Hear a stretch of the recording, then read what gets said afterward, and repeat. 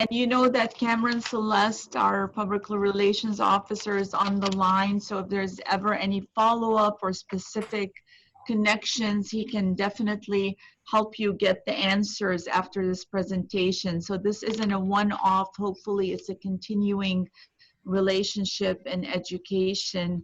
Um, you know, I'm Summer Stephan, and as you know, I'm San Diego County's district attorney. It's my honor to serve in that role. I've been at the DA's office for 30 years, so that is longer than I've been alive not at the DA's office. So you know, fighting to protect the most vulnerable has been my life's calling, my life's mission, and happens to match my profession, which is incredible. It's really interesting that the world of human trafficking caught up with me and kind of has led me through this whole life's journey. And the reason that's relevant is because it gives me a perspective that often community members don't hear, because they're hearing a piece of it, and it's the piece that is now occupying the news, or something that is really dramatic and current right now. But when you look at it over a 3-decade journey, it's kind of tells a different story, and it has more resonance, if you will, in terms of the information that I'm going to provide you with. My, you know, kind of fighting for girls mainly is where it started for me at 12 years old, when I read a National Geographic article about girls that were being abused in an area called Sukatra. And, you know, I didn't have a name for it, that it was human trafficking or what it was, sexual exploitation or sexual assault or child abuse. You know, it has multiple faces, multiple facets. And I think people try to put it in a box, but it actually intersects with a lot of different things. When we try to put it in such a box, what happens is victims don't identify themselves as victims. And by not identifying themselves as victims, it becomes the #1 obstacle to fighting human trafficking. So a lot of people, this was my own anecdotal analysis, having worked and looked at victims of human trafficking in the eyes and fought for them in courtrooms before I became the elected district attorney. But it actually was verified in study after study that around the world and in the United States and in San Diego, the #1 impediment to stopping human trafficking is that the victims of human trafficking do not identify as victims of human trafficking. And the public does not identify them as victims of human trafficking. And therefore we miss them, and we don't have systems that detect them and extract them and help them. This in contrast with, for example, if you had a bank robbery. You know, every victim of a bank robbery knows that they were a victim of a bank robbery. So what did the banks do when they saw that there are bank robberies? They put really high technology video cameras. When we see now, when we look in television, we see that we can really see visually the image of people who are trying to rob a bank, so that you can find solutions. And why? It's because the crime is immediately detected, it is stopped, it's investigated, it's prosecuted, and then efforts come along to prevent it further by putting, for example, ink in money that explodes, that you can follow, different things. Well, in human trafficking, none of those things happen because the victims are hidden, and for the most part, they believe that they are the ones who are in trouble. They're the ones that committed the crime, or they're the ones who let themselves be misled into this life of exploitation. So This is a real culture shift that we must take and that we've embarked on taking here in San Diego.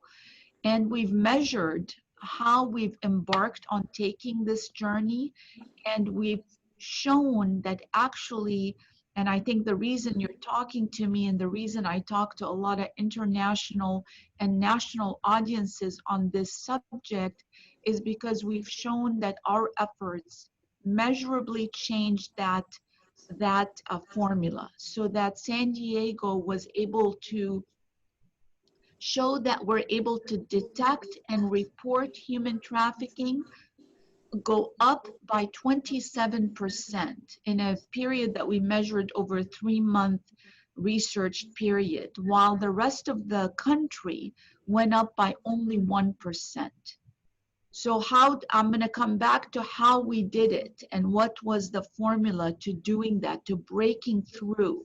But of course, for all of us, 27% increase is not enough. We want 100% detection and intervention, and we want 100% prevention, which is the real win in this.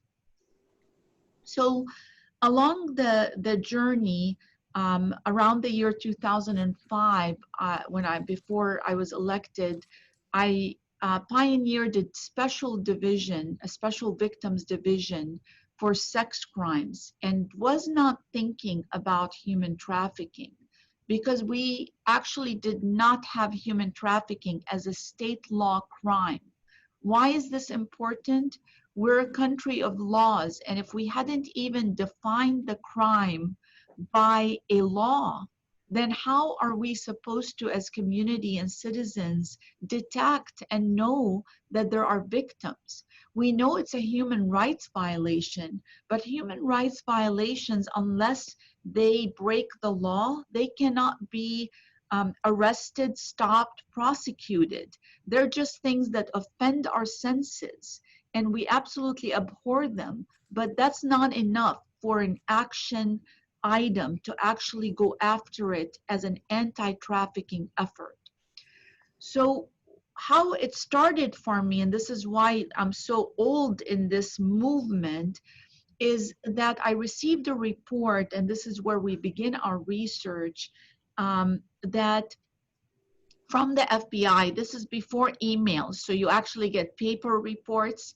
And this report said that San Diego was on a top 13 list for high intensity, what they called it, their words, which are terrible, and we should never use those words again.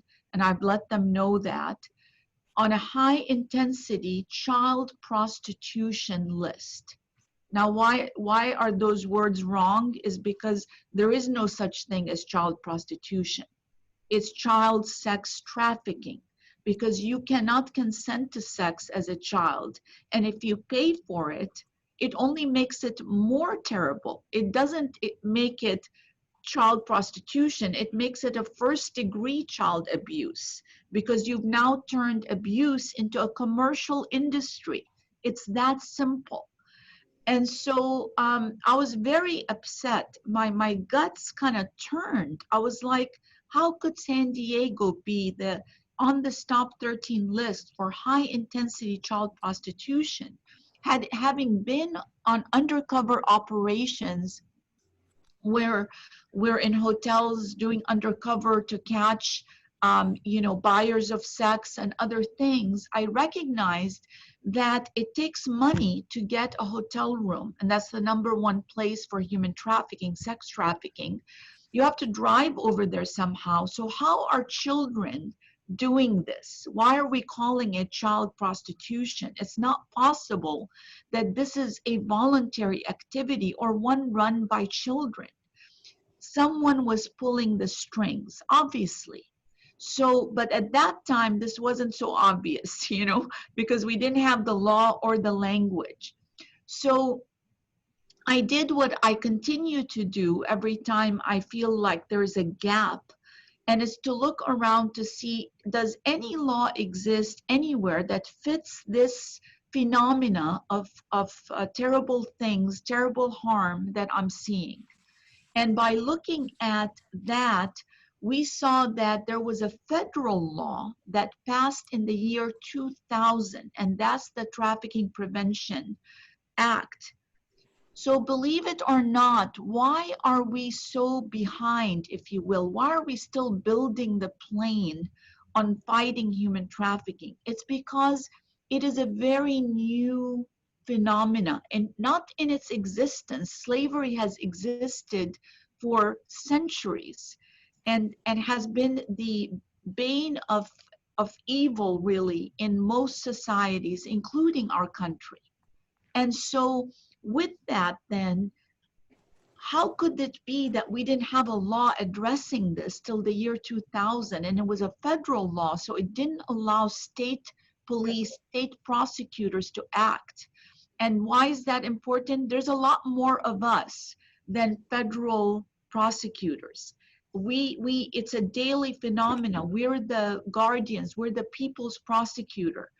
Any felony that's committed in San Diego County, which is 3.3 million people, larger than 21 states, that's the case that's going to come to the DA's office as the people's prosecutor to fight that case. But we didn't have any tools to fight it. So having formed a special unit, the next mission was to get a law. So we copied the federal law, and the state of California became the second state to pass a state human trafficking law. So we're really only 15 years into this fight, you see. So that should give a lot of us a lot of hope. And this is probably why the Rotary is so engaged. One is because it's the #1 human rights affront in the nation and in the United States, but also because it is so new.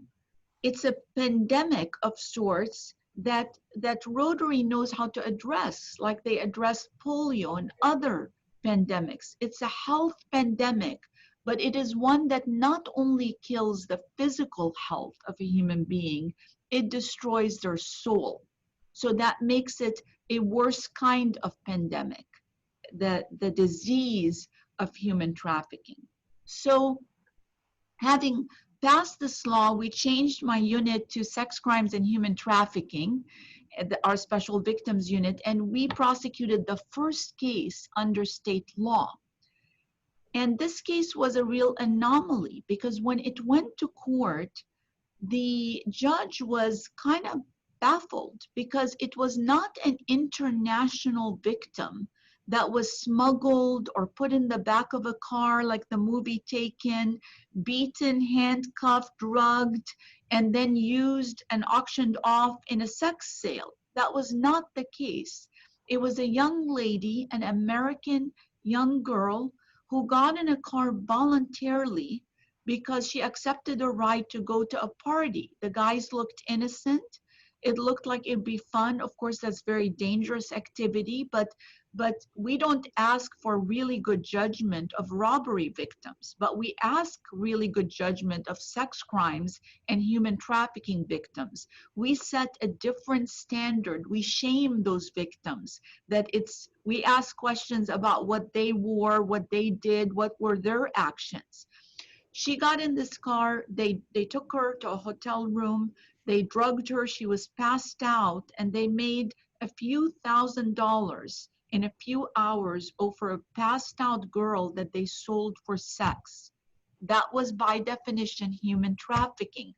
The weapon that caused the coercion and duress and involuntariness was the drugs that made her unconscious. It was a novel theory, but they received money for it. We set that stage, that precedent, and that precedent needs to continue to be set because we will rarely encounter victims as we imagine them based on television stories.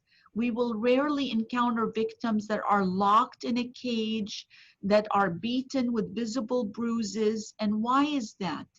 It's because we know for a fact why that is not the case. How do we know this? We did a study in San Diego because I like to study everything. because you know there's things we don't know and we won't know the answers and we can keep guessing until we actually open the doors to studying them. And part of this study that had 1,200 respondents that UST and Point Loma Nazarene led is called a landmark study by the Department of Justice, funded $500,000, 1,200 respondents. I'm fortunate enough to have a psychology degree as my undergrad, so I know that's a very large number of respondents that makes the study very credible. One of the aspects of the study was to study 150 in custody exploiters, traffickers, and to get their game plan. How did they do it? Well, the way they did it is by psychological deception and kidnap, not physical kidnap, but psychological kidnap where they manipulate the mind by posing as a friend, as a boyfriend, as someone who cares about the victim, a family member recruiting for labor. It's always a connection.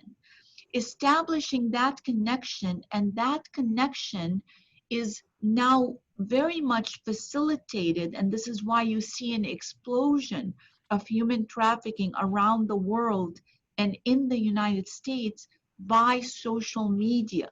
More than 70% of the grooming, recruitment, psychological kidnap, deception happens online.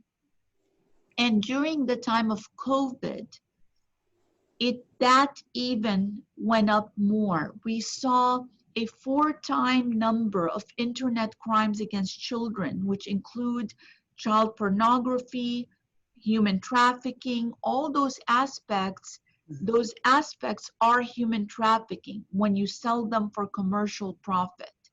And so with that explosion, which was matched nationally with 1 million reports going up to 4 million in the month of May, in San Diego, 150 reports went up to close to 700. So the COVID effect really exponentially increased the recruitment and the predatory behavior that was happening online. Because it's so easy, it is so low risk, they don't have to go and actually find and kidnap and do all of those things. Further things the study told us is that in sex trafficking, 80% of our victims are American US-born girls. Only 20% are international. It also told us that in San Diego County, schools that were studied across the county, not in one location, but across the county, had 90%. In 90% of the schools, there were cases of human trafficking, high schools that were studied. The average age is 16 years old, and that the underground economy is $810 million. And that the traffickers are often affiliated with a gang, like a cartel, a mafia, or a traditional street gang. However, they don't operate under gang guidelines, meaning they are allowed to go outside their turf, because by its nature, human trafficking works best if you can transport your product, and I hate to use that word because that's the word that the traffickers think of it as, across county lines, across state lines, and across the county, wherever there is profit to be made. Now, this is not the case in labor trafficking. In labor trafficking, most of the victims are immigrants. They're not US born, and that kind of makes sense because in labor trafficking, you're looking at poverty, about people looking for opportunity, but where the stereotype lies, and again, this is where these crimes thrive, is stereotypes and misunderstanding, so that victims can't be detected, is that the understanding was that all of the victims entered this country without documentation, unlawfully, and that is absolutely not true. The studies confirmed that actually 70% or more entered this country on an H1, H2 visa, looking for and promised a particular job. But instead, the traffickers who lured them, where they have to spend a lot of their money up front to come here, lured them into, and now they're in a foreign country.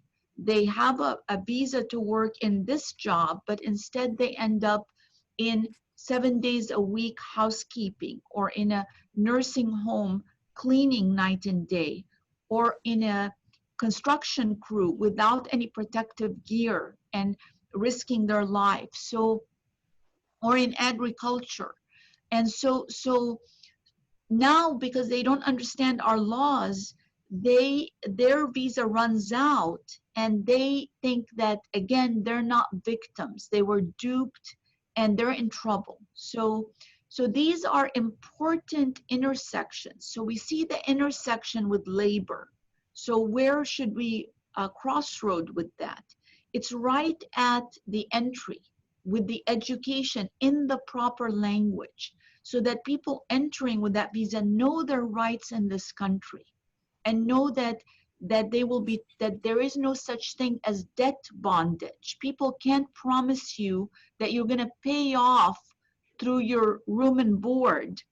You have to be paid minimum wage. It doesn't matter where you are, but they don't know that. So it becomes at least a labor exploitation, and at the end of the day, a labor trafficking. In sex trafficking, which is your focus today, it becomes where the victim believes she committed the crime because she's the prostitute who offered these services.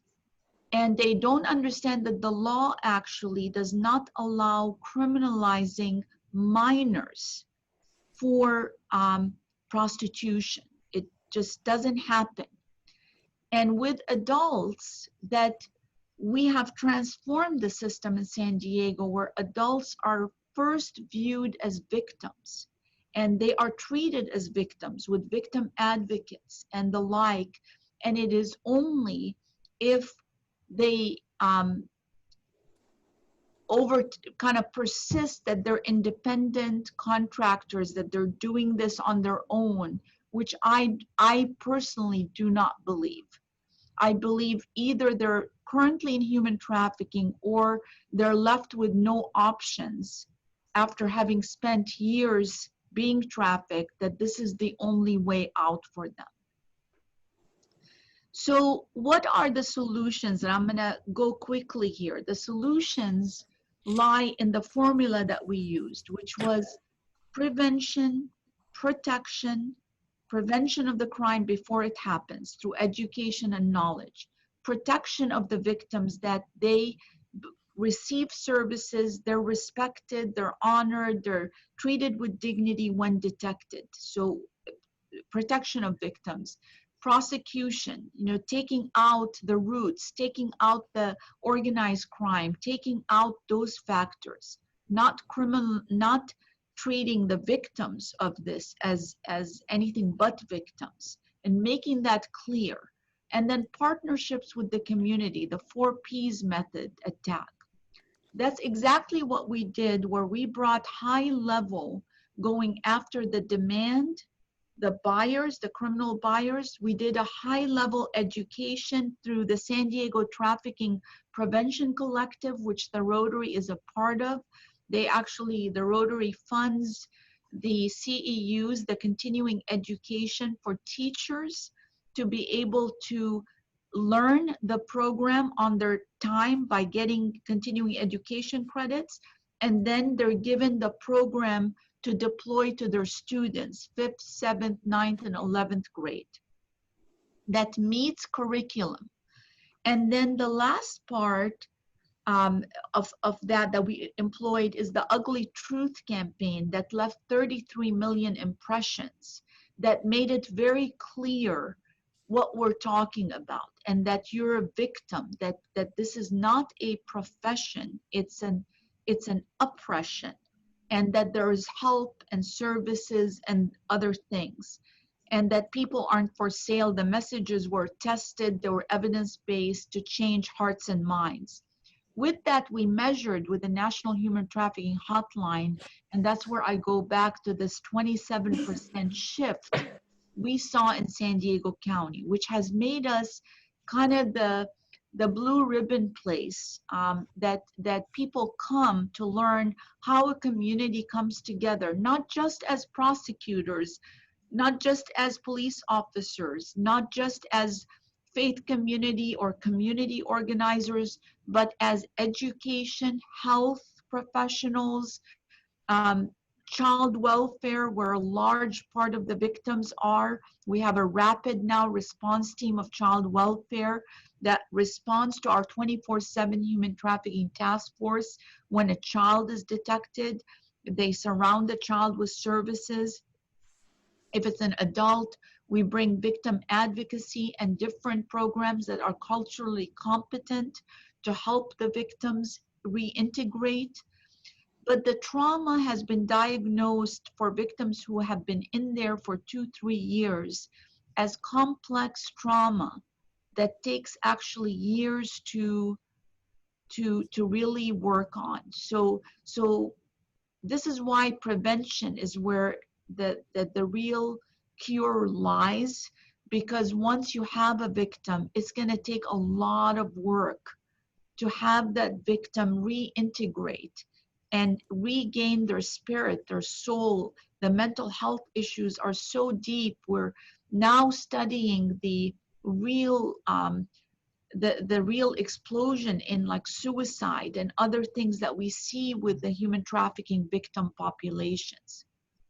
But the education for the medical field and making this more like a health issue, taking it away from shaming and other things, that is a huge step forward. There's now a protocol where that is being rolled out in conjunction with a national training organization for doctors.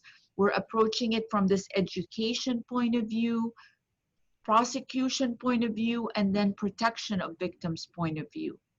So this is obviously, downloading years of information. But what I do want to assure you is that San Diego is not unique. We're just unique in the way we approached it, the way we prioritized it. This is happening across the United States, and it is happening globally. And of course, globally, there's some additional factors like the civil wars, the religious wars, the other things that have really increased the population of refugees and fugitives that are targets for exploitation.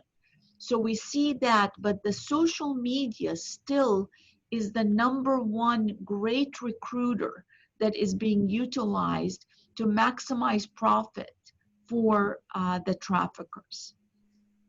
In the end, though, we really, on sex trafficking, we need to stop doing just education on girls preventing themselves from becoming victims. This kind of makes me a little upset. It's so anti-gender equity. We need to equalize that training with teaching boys, teaching everyone about humanity, how you should not normalize buying a human being for sex like they're a slice of pizza as a rite of passage. Our gender equity education about human rights and humanity needs to include that entire spectrum, and not just how girls can avoid being trapped, but how boys can avoid being trapped, but can avoid be accepting this phenomena that is not true. It's a big lie that our culture has perpetrated and has helped promote this industry. So perfect. Thank you so much, Summer. So I'm sure we have a couple of questions. If you have a couple of minutes here. Sure, yes. sure. Okay, Amy, I believe you have a question. Oh, no, I didn't, but maybe I do. Okay. Well, first of all, I want to say, oh, I'm so happy I voted for you. Oh, thank you. The question that I wanted to ask was, what would concern me a little bit is that there's sort of an age cutoff.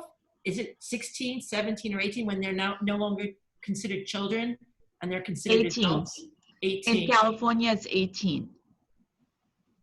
And but they're still children. It's Yes, and I agree with you. This is why you know, we used to have in adults hundreds of prosecutions for adult people, adult victims, and we're now down to numbers that like around 10, because the first and second order of business and third order of business is to treat them as victims. But even when they are prosecuted, they're not really prosecuted. They're offered what I established is a diversion program where they're referred to, because we want to kind of extract them. We don't want them to continue because they could end up dead, diseased.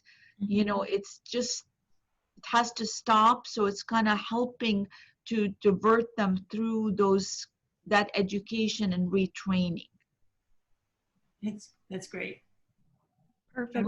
Love your talk. Thank you so much, Amy. So I think, Janet, did you have a question? No, not right now. Okay, Maureen? No. Okay, perfect. Ben? Oh, I think Martha has a question. Martha, okay. Well, I really want to thank you, Summer, for the leadership that you've shown in doing this. I think you hit on where Rotary as an organization over time can make a huge difference. The Downtown Breakfast Rotary has been involved with Club 33 in trying to support the education piece into the schools and the messages broadly. But I think the message that it's really not a criminal problem, it's really a public health problem, that human trafficking, whether for sex or labor, is always slavery, and it's always really about a health issue, is a message that Rotary can do a good job of spreading through all the clubs. So I thank you for the presentation. It's a little more difficult with Zoom, but in some ways it's great because you can talk to groups and Okay. we're trying to find ways as well to. Well, I appreciate it, Martha. It's really, I always say 1 + 1 never equals 2 when you're trying to do good, you know, so everything that Rotary does is, you know, it's added to the UBS fund that funds this, which is $3 million. It's a lot of money that's going to cover every one of our 500,000 children, but there's still missing pieces like this this additional you know, benefit for teachers and paying for that. So it's just the community coming together. But I really believe the power of the Rotary. If they took this on as a #1 issue, I see us really leaping ahead, because Rotary is synonymous with good and with solutions that actually last and make a difference. Maureen. Yes. Okay. So my question is, yes, so you very well explained the program in San Diego, and hopefully this will be a model for other locations. My son lives in San Clemente, Orange County, and they have been amiss about addressing human trafficking, but it goes on there, and of course in LA too. So, hopefully what you are doing as a model, I don't think they really have much in place yet, but hopefully what you have here is something that they can adopt and use. That's our real hope, is that so we're doing research and we're tracking it, and we're hoping that it's going to be something you duplicate. Once you can show some data points, then it just makes it a lot easier for other areas to adopt it. But I sit on a national prosecutors board, and I lead the human trafficking efforts, and I've kind of presented that this is happening, but I wouldn't say there's overwhelming interest. You know, I don't know how it kind of got, because sometimes people want to avoid doing really hard things. You know, it's a lot easier to do things that aren't so complex. I would say Right. I've prosecuted, you know, murders, school shootings, rape, you know, everything, you name it. But I would still say that human trafficking is the most complex prosecution, because you've got a victim that oftentimes hates you. You're taking them away from the only thing that they think loves them initially, until those bondage ties are broken over time. It's like I don't know, it's like kind of that kidnap syndrome. So there's no thanks coming. It's not like the police knock on the door and they run off. I mean, it happens, but it's rare. So it's just something that people don't want to even look at, because they figure, well, they got themselves in trouble, let them get out of it, which is missing the point that this is slavery. That's like saying we transported people on ships. Well, now they, you know, they just can somehow get out of it. They can't, you know. I had one other question, if you don't mind, Summer. The other point, besides the fact that it's a health issue, your comments about changing the language that we use really strike home. Are there terms or particular pressure points in language changes that you think Rotary could help? You know, you mentioned not talking about child prostitution, which should disappear. Are there any other instances that we can take away from this that we kind of... Right, so that's the big one for me, is never referring to anything as child prostitution. It's child sex trafficking, but also I think the word that we use for criminal buyers of even children and adults, we don't differentiate, is we use the word John. That is so nice. You know, a lot of people are married to a John. And, you know, it just sounds nice, like you're not a criminal, and it's a criminal activity. So I refer to them as criminal buyers, you know, criminal demand.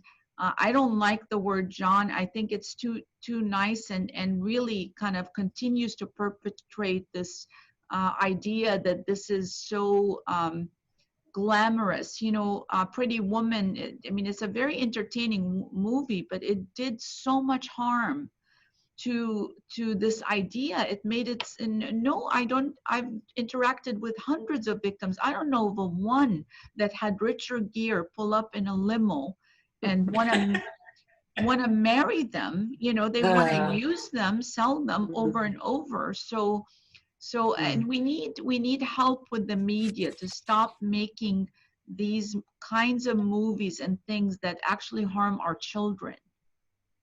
Benjamin, you had your hand up. Yeah, I was in the first place. Thank you so much for the presentation.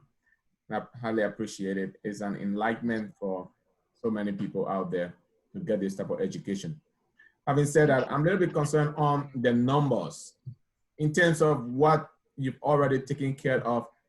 Can you give us some numbers as to how many victims, you know, you have come across, and how many persons have been persecuted or held accountable for those type of actions? Right. So, you know, because it is not reported, your victims aren't calling 911 usually. It kind of hides in plain view. The real numbers we can only get at by the study that tells us the real numbers, but because many victims don't pursue prosecution, and the proof is very hard to come by, we just don't know about them until years later. In fact, the study said 3 years later is the kind of shortest amount of time. But the average in San Diego measured said that it's somewhere between 3,000 and 7,000. And the reason for the two disparities is one number comes from an estimate that the victims give, and one comes from the traffickers. I believe the one from the traffickers, because the victims don't usually know about who the other victims are. They don't know that the same trafficker has on average another 3 victims, 4 on average. And so they're underestimating. We're underestimating using the victim's point of view. And so the two researchers that did the study tell me that I can say on average 5,000 a year of sex trafficking. Now in labor trafficking, San Diego State did this study, and they thought that in labor trafficking, we have upwards of 20,000 victims in San Diego County.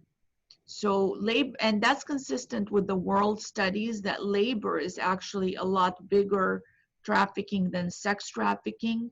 But of course, also there's intersections where you have the same victim as a victim in labor and sex trafficking. And we see that in the janitorial and other industries. And so those are the numbers. But in terms of prosecutions, between the task force, you know, is looking at under 200 cases a year, you know, because even though they're working 24/7, they're pursuing every lead, they're taking the calls from the National Human Trafficking Hotline, from 211, from 911, but there again, this is so hidden. This is why we can only hit it through prevention first, to really bring down those numbers through education and prevention. Thank you. Perfect. Thank you so much. Did we have anyone with the last question? Sandra, Claudia? I just wanted to let everybody know in the chat link or the chat room, I put a link to our DA newsletter. If anybody would like to log into that and get regular updates on different public safety initiatives from DA Summer Stephan across the county. Perfect. Thank you so much, Cameron, and thank you so much, Summer. I mean, we really, really are passionate about this topic, and I know our district is actually doing a big campaign on it right now this year. Steve Whiteson is very, very involved in it, our district governor, and as a club, again, we want to do as much as we can, and I think it was very, very helpful and just beneficial to learn more from you. You know, you see it more than we do, and so I think it's just mind-boggling that, like you said, it's permanent damage, but we need to be aware of it and really spread the word, so that way, hopefully with time, this will not be such a big issue as it is today. So thank you so much again. And as always, we're here. So again, you know of us, and if we can do anything else to help, please let us know. Well, thank you so much for the warm welcome and really being interested in this important topic. And if the Rotary needs anything, I will find night, day, weekends to speak. Because I do think you can make a big difference. So just let Cameron know and he'll get a hold of me. Perfect. Thank you so much. Take care. Thank you so much. Have a good evening. Thank you. You too. Bye. Okay, everyone. So we have here